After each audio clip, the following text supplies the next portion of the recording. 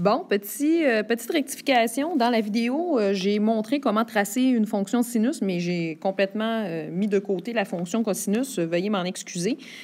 Comment ça fonctionne? En réalité, j'ai besoin de pas mal les mêmes informations que dans la fonction sinus. J'ai besoin de l'amplitude que je peux trouver dans l'équation de ma droite. Donc ici, j'ai f de x est égal à moins 2 cos de pi sur 2 fois x moins 1. Donc tout ça, c'est mon b, parenthèse x moins h, plus 3, qui est mon K. Mon amplitude fait toujours référence à mon A.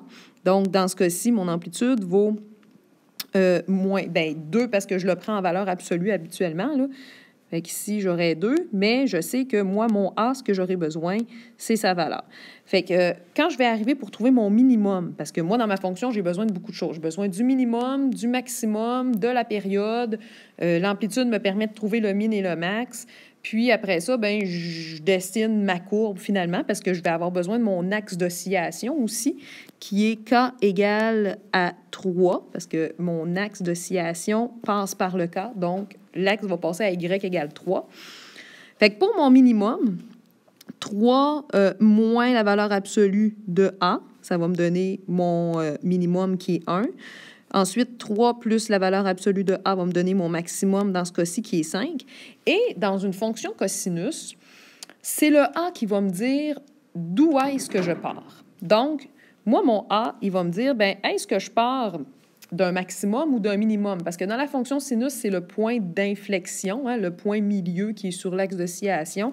Tandis que dans la fonction cosinus, on y va avec un maximum ou un min.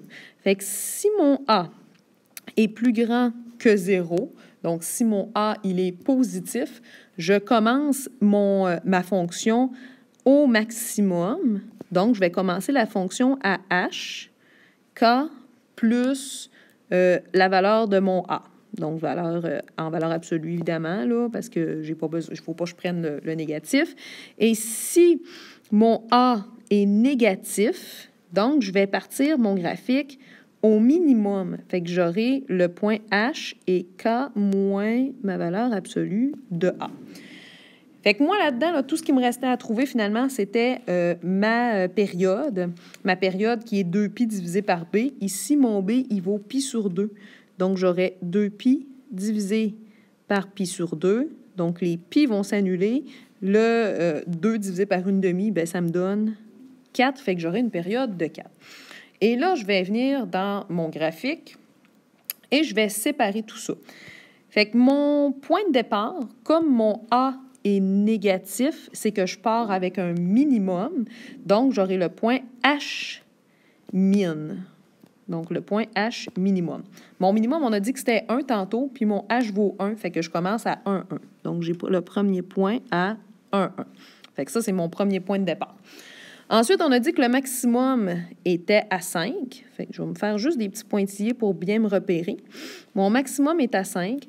Mon axe d'oscillation est à 3, parce que c'est la valeur de mon K, Y égale 3.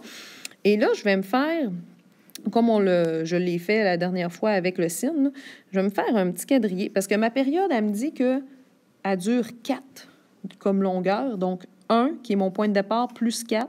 Ça veut dire que je vais arrêter au point 5, 1. Donc, ça va être mon prochain minimum. Fait que moi, là-dedans, là, dans cet encadré-là, on n'est pas obligé de faire les pointillés, là, OK? C'est juste pour vous montrer. Donc, ce rectangle-là représente ce dans quoi mon premier cycle va apparaître. Fait que moi, si je sépare tout ça en 4 sections, égales, finalement, là, je me retrouve avec... je l'ai-tu mis comme il faut? Oh mon Dieu, je suis allée bien trop loin. Excusez. J'ai dépassé mon 6. J'ai dit que c'était 5, puis je t'ai rendu à 7. Comme pas d'allure, hein? Donc, mon 5 est là. Je trouvais que c'était beaucoup trop grand. Fait que mon point 5 est là. Fait que j'ai le point 5, 1, puis mon point de départ qui était 1, 1. Et là, si je sépare tout ça en 4 sections comme on le faisait, là, fait que je vais avoir 4 rectangles. Le premier point de départ, c'est mon minimum. En plein centre, je vais atteindre le maximum et je vais revenir au minimum. Puis dans les 2 rectangles qui restent, bien, ce sont des points d'inflexion qui seront atteints. Fait que ça veut dire que ma courbe, elle va avoir une allure un peu comme celle-là. C'est sûr que là, c'est pas parfait, là, avec la tablette, c'est pas évident. Et là, quand je vais revenir à 6, j'aurai encore un point d'inflexion. Rendu à 7, je serai à un maximum. Quand je vais revenir à 8, j'ai un point d'inflexion. À 9, j'aurai un minimum. Donc, mes maximums vont se répéter à toutes des longueurs de période qui mesurent 4. Même chose pour mes minimums. Donc, à chaque fois que j'ai une longueur de 4 unités en X, bien, j'ai un minimum qui revient. Puis là, bien, je pourrais aller chercher qu'est-ce qui était arrivé avant. Même principe. Je peux aller placer juste quelques points. Puis après ça, bien, ça va me permettre d'aller dessiner un peu la figure là, que ça donnerait. C'est sûr que c'est pas parfait comme courbe, mais on est capable de bien représenter la situation.